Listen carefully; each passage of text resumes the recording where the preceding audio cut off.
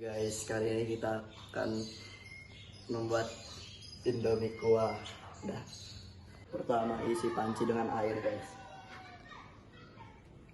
Oke.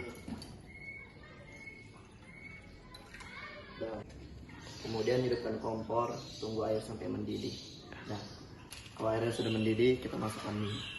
Kita punya surat, ting ting, airnya sudah masuk, mie-nya sudah masuk. Oke, setelah itu sudah mendidih, masukkan bumbunya.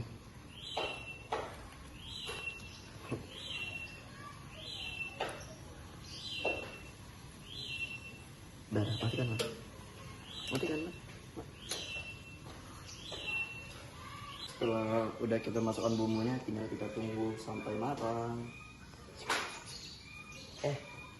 Oke, kalau minyak sudah mendidih, kita matikan kompor. Nah, oke, ini sudah mendidih.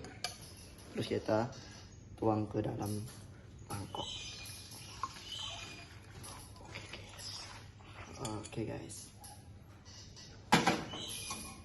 Dah. Oke guys, itu tadi cara pembuatan Indomie kuah.